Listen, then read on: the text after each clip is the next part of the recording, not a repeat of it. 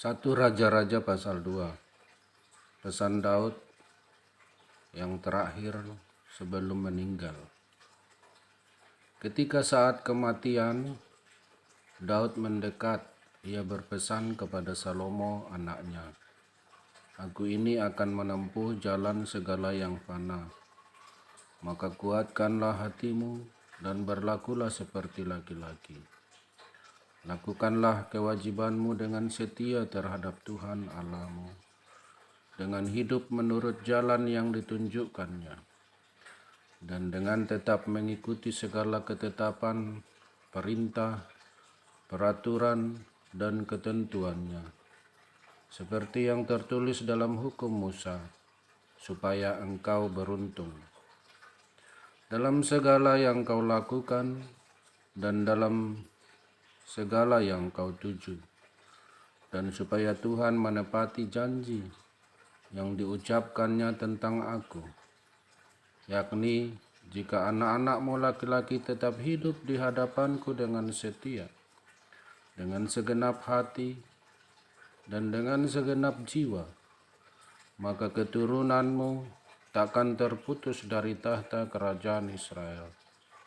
Dan lagi, engkau pun mengetahui apa yang dilakukan kepadaku oleh Yoab, anak Zeruya, apa yang dilakukannya kepada panglima Israel, yakni Abner bin Ner dan Amasa bin Yeter.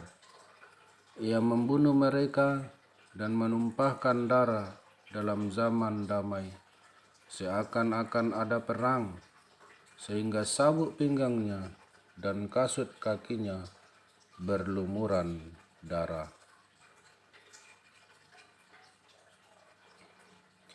Maka bertindaklah dengan bijaksana, dan janganlah biarkan yang ubanan itu turun dengan selamat ke dalam dunia orang mati. Tetapi kepada anak-anak Barzilai, orang Gilead itu, haruslah kau tunjukkan kemurahan hati. Biarlah mereka termasuk golongan yang mendapat makanan dari mejamu. Sebab mereka pun menunjukkan kesetiaannya dengan menyambut aku pada waktu aku melarikan diri dari depan kakakmu Absalom. Juga masih ada padamu Simei bin Gera, orang Benyamin, dari Bahurim. Dialah yang mengutuki aku dengan kutuk yang kejam pada waktu aku pergi ke Mahanaim.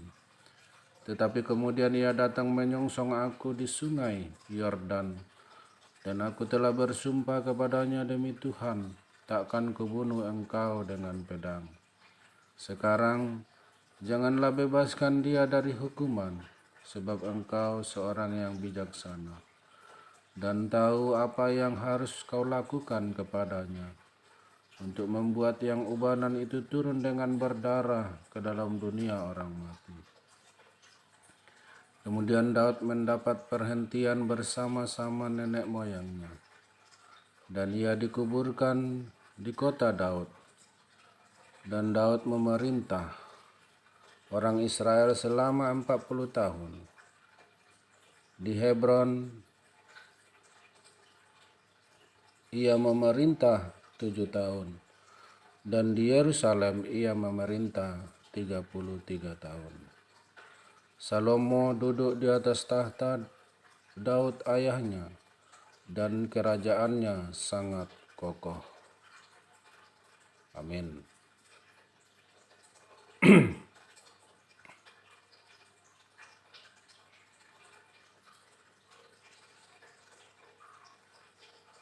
Sebelum Daud meninggal, dia berpesan kepada Salomo untuk tetap setia kepada Tuhan,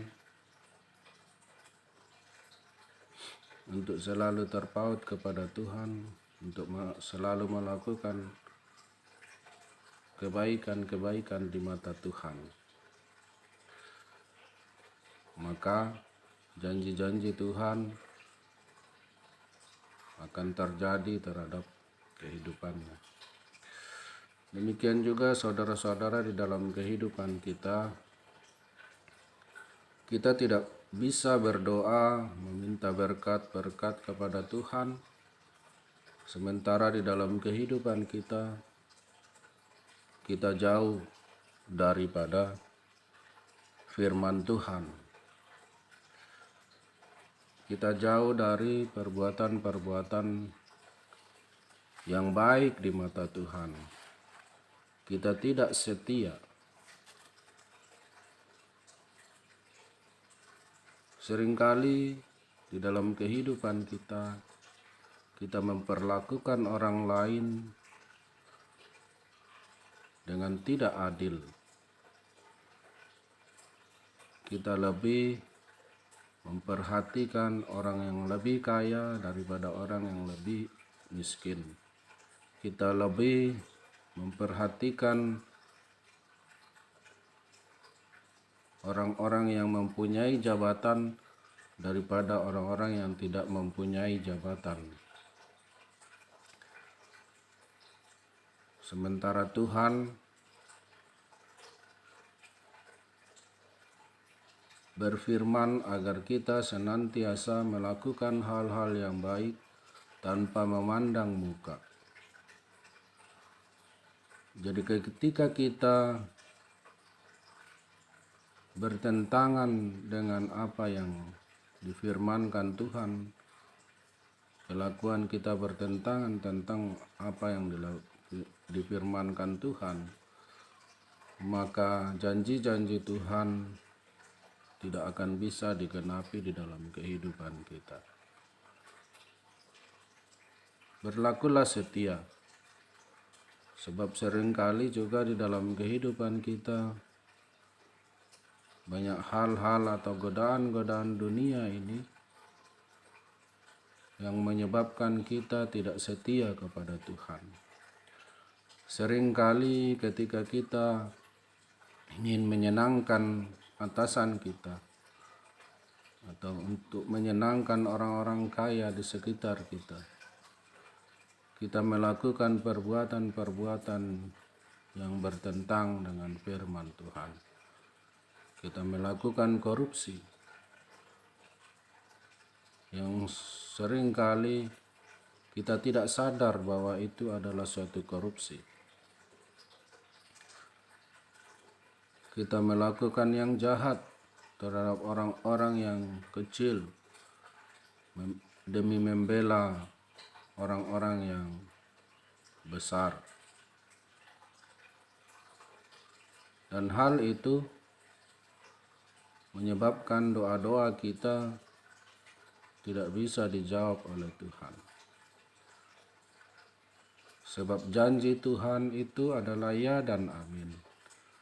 Hanya ketika kita melakukan firman Tuhan, hanya ketika kita setia terhadap firman Tuhan, dan hanya ketika kita melakukan yang baik di mata Tuhan, maka janjinya bisa tergenapi di dalam kehidupan kita.